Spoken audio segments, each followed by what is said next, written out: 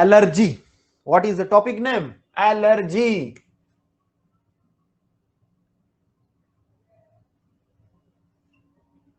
Allergy. देखो बच्चों, allergy होती क्या है?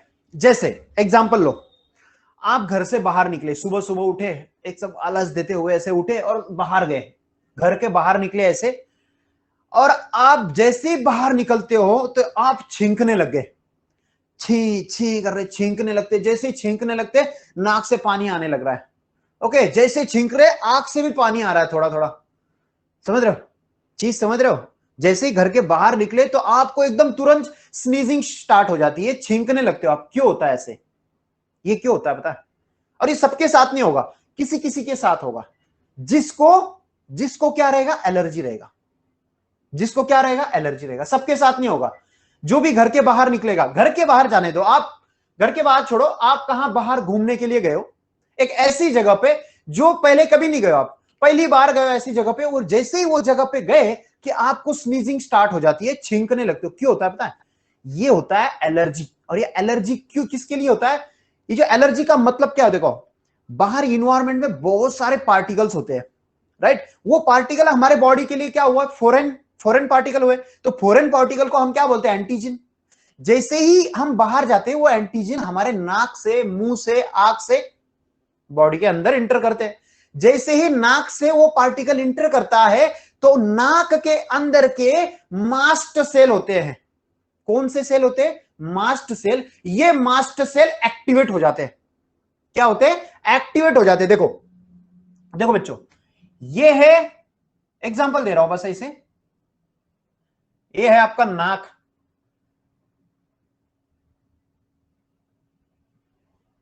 ऐसे समझेगा.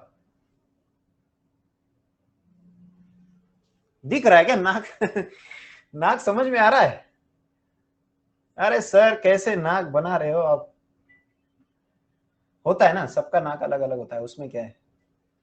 आप तो और गंदा बन गया. नाक तो बनाना है. इंपॉर्टेंट क्या है? नाक बनाना इंपॉर्टेंट है या अंदर का कंसेप्ट समझना इंपॉर्टेंट है? आप बता दो. चलो, जो भी है, ह्यूमन का तो नाक नहीं लग रहा है मुझे. चलो चलो सोचते, चलो बाहर, आप बाहर आए, घूमने आए. कहाँ आए? घूमने आए.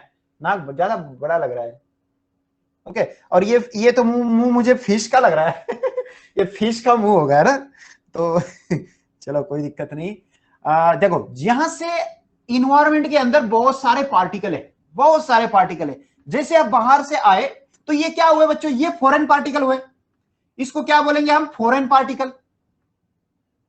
समझ में आ रहा है? ये फॉरेन हुए ना, बॉडी के थोड़ी नहीं है, बाहर के फॉरेन पार्टिकल. और इसको क्या बोलते हैं हम? एंटीजन बोलते हैं. इसको क्या बोलेंगे हम? एंटीजन. इसको एंटीजन बोलते हैं, राइट? जैसे ही एंटीजन आपके नाक से अंदर जाएगा या मुंह से अंदर जाएगा, गया अंदर, गया, तो अंदर जैसे ही जाता है ना बच्चों, तो ये नाक के अंदर जो होती है हल्की सी, मैंने बताया था, जो एकदम नाजुक लेयर होती है अंदर से, म्यूकोजा बोलते हैं हम उसको. क्या बोलते हैं? जैसे मैंने एग्जांपल बताया था, गाल के अंदर की जो साइड रहती है वो म्यूकोजा होती है, बाहर की स्किन होती है. तो म्यूकोजा कितनी सॉफ्ट होती है ना, तो ऐसे नाक के अंदर सॉफ्ट लेयर होती है. वो सॉफ्ट लेयर के अंदर, वो सॉफ्ट लेयर के अंदर क्या रहेंगी? सेल रहेंगी, कुछ मास्ट सेल रहेंगी, कुछ कुछ जगह क्या रहेंगे? मास्ट सेल रहेंगे. यही मास्ट सेल, इसको बोलते हैं हम मास्ट सेल. और आपने बुक में पढ़ लिया ना, आप बोलेंगे क्या पढ़ोगे इसको, बताओ. आप पढ़ोगे मस्त सेल है. कैसी सेल है? मस्त. ऐसी मस्त सेल है कि क्या सीक्रेट करती है मस्त सेल? इसको मास्ट बोलोगे आप, मस्त नहीं बोलोगे. क्या बोलेंगे? मास्ट. जो सेल्फ स्टडी करने वाले बच्चे होते हैं ना, जिन्होंने कभी सुना नहीं है मस्त, ये इसको सेल्फ स्टडी जब करोगे तो आप मस्त मस्त बोलोगे. समझ रहे हो? अब एमबीबीएस को नंबर भी लग जाएगा तो वहां पर क्लास टीचर पूछेंगे बताओ बच्चों ये क्या है, आप बोलेंगे सर मस्त सेल है. क्योंकि आपने सेल्फ स्टडी किया हुआ है, आपको तो पता नहीं प्रोनाउंसिएशन एग्जैक्टली. ओके, और यदि सेल्फ स्टडी भी कर रहे हो तो प्रोनाउंसिएशन गूगल पे कुछ कर लेना कि इसको एग्जैक्टली कैसे प्रोनाउंस किया जाता है. ओके, चलो, ये मास्ट सेल है. ये मास्ट सेल दो केमिकल सीक्रेट करती है बच्चों. कौन से केमिकल? दो केमिकल. एक केमिकल होता है आपका हिस्टामाइन. माइन, और एक होता है सेरोटोनिन। सेरोटोनिन, ये जो दो केमिकल है ना, ये केमिकल के वजह से आपको, ये केमिकल क्या करते हैं पता है, ये केमिकल, दोनों केमिकल क्या करते हैं पता है, ये आपके इम्यून जो सिस्टम होती है ना, इम्यून सिस्टम इसको एक्टिवेट कर देते हैं। क्या करते थे? एक्टिवेट करते। क्यों? क्योंकि सेरोटोनिन खुद न्यूरोट्रांसमीटर है। सेरोटोनिन क्या है? खुद न्यूरोट्रांसमीटर है। दो न्यूरॉन होते हैं, न्यूरॉन पता है आपको, ब्रेन की सेल होती है न्यूरॉन। जब न्यूरॉन न्यूरॉन ऐसे कनेक्टेड होते हैं, दोनों के बीच का गैप होता है, गैप को हम सिनैप्स बोलते हैं, राइट। लेकिन जब ये न्यूरॉन से सिग्नल इस न्यूरॉन में जाएगा, तो ये न्यूरॉन का जो सिग्नल है, इस न्यूरॉन से इस न्यूरॉन में जब सिग्नल पास होता है, ट्रांसफर होता है, तो वो एक केमिकल के द्वारा होता है। कौन से द्वारा? एक इलेक्ट्रिकल इंपल्स पास होता है, वो न्यूरो ट्रांसमीटर करता है, उसका नाम ही ट्रांसमीटर, देखो न्यूरो ट्रांसमीटर। तो ये ट्रांसमीटर का काम, ये न्यूरो, सेरोटोनिन बढ़ जाता है तो ये क्या होता है, एक्स्ट्रा इंपल्स भागने लगते हैं एक न्यूरॉन से। एक नॉर्मली जब इंपल्स पास होता है, करंट पास होता है, जो हम इंपल्स बोलते हैं करंट, जैसे ये वायर से, ये वायर रहता है ना, न्यूरॉन क्या होता है, वायर ही तो है बॉडी के। जैसे ये बॉडी से ये न्यूरॉन से जब इसमें पास होता है, तो न्यूरो ट्रांसमीटर जब बढ़ जाता है ना, तो सिग्नल फास्ट पास होने लगते हैं। तो क्या होता है अपनी बॉडी में, जैसे जब बाहर से कोई एंटीजन जाता है बॉडी में, तो ये मास्ट सेल एक्टिवेट होकर सेरोटोनिन बढ़ जाता है। जैसे सेरोटोनिन बढ़ जाता है कि बॉडी की जो इम्यून सिस्टम है एक्टिवेट हो जाती है कि कुछ तो बॉडी के अंदर जा रहा है। सिग्नल क्या मिल रहा है कि कुछ तो बॉडी के अंदर बाहर का फॉरेन पार्टिकल जा रहा है, ब्रेन को सिग्नल मिला है, कुछ किसी ने एंटर किए, किसी ने एंट्री की है। जैसे रहता है ना बॉर्डर के पास मिलिट्री को इंफॉर्मेशन मिलेगी कि किसी ने टेररिस्ट इंटर कर रहा है इंडिया के बॉर्डर से, तो क्या सब मिलिट्री वहां पर भागेगी एकदम फास्ट, समझ रहे हो, वहां पर मिलिट्री एक्टिवेट हो जाएगी। वैसे अपनी बॉडी में होता है, जैसे फॉरेन पार्टिकल नाक से मुंह से एंटर करता है ना, अपनी बॉडी एक्टिवेट हो जाती है और वो पार्टिकल जो है ना अंदर आया, उसको बाहर निकालने की कोशिश करती है। और कैसे बाहर निकालेगी ये? तो ये करेगी, छींकेगी। बॉडी क्या होती है, स्नीजिंग शुरू हो जाती है ना, तो हम छींकते हैं ऐसे छींकते हैं, राइट। तो ये नाक में जो पार्टिकल होता है ना, वो हवा से बाहर निकल जाता है। समझ रहे हो? छींकने का मतलब क्या हो रहा है? छींकने का मतलब ये हो रहा है कि वो पार्टिकल जो अटका हुआ है ना, वो बाहर निकल जाए प्रेशर से। तो ये कौन करता है? अपनी बॉडी इम्यून सिस्टम करती है। समझ रहे हो? तो ये किसके वजह से फास्ट हुआ इम्यून सिस्टम एक्टिवेट? ये दो केमिकल से। समझ रहे हो? लेकिन ये तो नॉर्मल है, ये नॉर्मल है, ये होना चाहिए। ये सब जो सिस्टम है ना, ये होना चाहिए। किसी को एलर्जी नहीं है ना, तभी ये होता है। लेकिन किसी को इसकी इतनी एलर्जी होती है, इतनी एलर्जी होती है कि उसकी जो छींकना होता है ना, स्नीजिंग होते है, वो रुकता ही नहीं है। जैसे वो बाहर जाता है, छींकने लगता है, वो छींकने से बीमार पड़ जाता है। तो इसमें डॉक्टर क्या करेंगे? फिर डॉक्टर को पता है कि इसके बॉडी में क्या बन रहा है, हिस्टामाइन और सेरोटोनिन बढ़ रहा है। तो डॉक्टर क्या करेंगे? ये दोनों को कम करने के लिए दवाइयां देंगे। कौन सी दवाइयां देंगे? ये देखो, इनको देंगे अभी, इनको दवाइयां देंगे। इनको खत्म करने के लिए कौन सी दवा देंगे? हिस्टामाइन को मारने के लिए देंगे एंटी हिस्टामाइन। क्या देंगे? Anti histamine. एंटी का मतलब होता है अपोजिट। ओके, एंटी नहीं है, एंटी। मैं बोलेंगे एंटी कैसे आ गई यहां पर? ये एंटी नहीं बेटा, ये एंटी है। Anti histamine. ओके, तो ये एंटी हिस्टामाइन हिस्टामाइन को कम कर देगा। जैसे एंटी हिस्टामाइन गोली खा ली, गोली के अंदर क्या एंटी हिस्टामाइन का केमिकल कंपोनेंट है, वो खा लिया, तो क्या होगा? ब्लड के अंदर एंटी हिस्टामाइन हिस्टामाइन को कम करेगा, और आप जो छींक रहे थे, खांस रहे थे, वो कम हो जाएगा। हुआ नॉर्मल? ओके, सिर्फ एंटी हिस्टामाइन होता है क्या? नहीं, और भी होते हैं, जैसे एड्रेनालिन और स्टेरॉइड भी होते हैं बच्चों। ये तीन याद रखो। आप बोलेंगे सर ये एंटी हिस्टामाइन हमें समझ गया, सर ये एड्रेनालिन क्या है?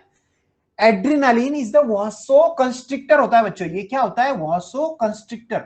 इतने डिटेल में जाने की जरूरत नहीं, बस मैं आपको एग्जांपल से बताता हूं।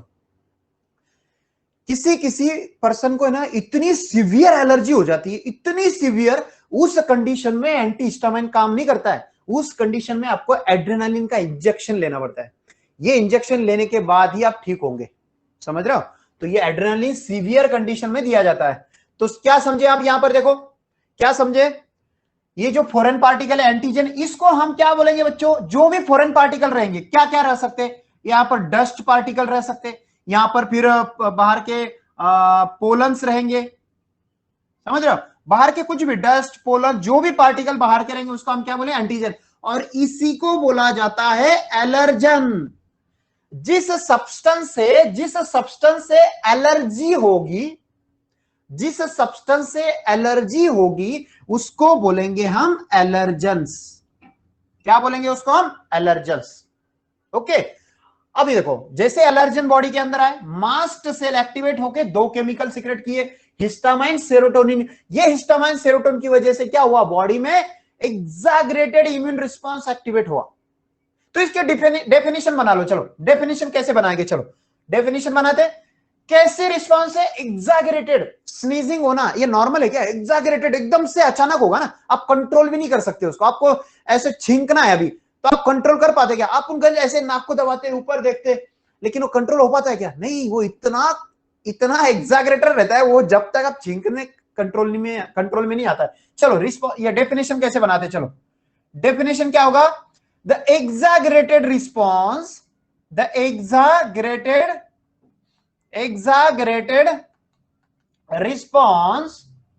किसका रिस्पॉन्स है बच्चों, किसका रिस्पॉन्स है, इम्यून सिस्टम का। तो क्या लिखोगे, the exaggerated response of immune system. Immune system, ये इम्यून सिस्टम का एग्जैगरेटेड रिस्पॉन्स है। और किसके लिए है और किसकी वजह से, to the certain antigen, to certain antigen, right, is called as allergy. समझ आया, डेफिनेशन पढ़ लो एक बार। क्या डेफिनेशन बताया, देखो सिंपल है, एक एग्जैगरेटेड रिस्पॉन्स में स्नीजिंग करना। देखो एग्जैगरेटेड रिस्पॉन्स दिया इम्यून सिस्टम में, देखो exaggerated response of immune system किसके लिए, किसको दिया है, to certain antigen, is called as allergy. Okay, और जिसकी वजह से एलर्जी होगी उसको बोलेंगे हम एलर्जेंस। ओके, और ये एलर्जेंस कौन कौन होते हैं, डस्ट पार्टिकल, इसमें पोलन्स होते हैं, बहुत सारे पार्टिकल्स होते हैं। ओके, तो ये आपके एलर्जेंस रहेंगे। और ये सब में कौन से केमिकल रिलीज होते हैं, हिस्टामाइन, सेरोटोनिन। इसको कम करने के लिए हमें ये ड्रग्स बाहर से देने पड़ते हैं। और देखो बच्चों, इसमें ड्रग्स बाहर से तो देने पड़ते हैं, लेकिन बॉडी खुद भी बनाती है। ये बॉडी के अंदर भी बनता है बच्चों, एंटीहिस्टामाइन बॉडी के अंदर बनता है, एड्रेनालिन बॉडी के अंदर बनता है, स्टेरॉइड बॉडी के अंदर बनता है। आप बोलेंगे सर ये बाहर से क्यों दे रहे हैं, बॉडी के अंदर ये हम बाहर से कब देते हैं, जब बॉडी खुद उतना नहीं बना पाती है जितना जरूरत होता है, तब हमें उसे बाहर से देना पड़ता है। जैसे नहीं तो आप बोलेंगे सर स्नीजिंग मैं बहुत छींक रहा हूं, तो आपको बाहर से लेना पड़ेगा कि तुरंत नहीं। ये कब लेना पड़ेगा, जब आप छींकने से बीमार पड़ जाओगे ना, इतना बीमार पड़ जाओगे, जब आपको बाहर से लेना पड़ेगा। ओके, नहीं तो नॉर्मल छींकना इज द नॉर्मल यार, उसमें क्या है बाहर से लेना कुछ भी। Okay, it's a normal. तो ये बॉडी बनाती है सब, ये भी बॉडी बनाती है, ये भी बॉडी बनाती है, लेकिन इस कंडीशन में जब बीमार हो जाता है आदमी, तब ये सब चीजें बाहर से लेना पड़ती है। This is all about allergy. समझ में आया, कोई डाउट?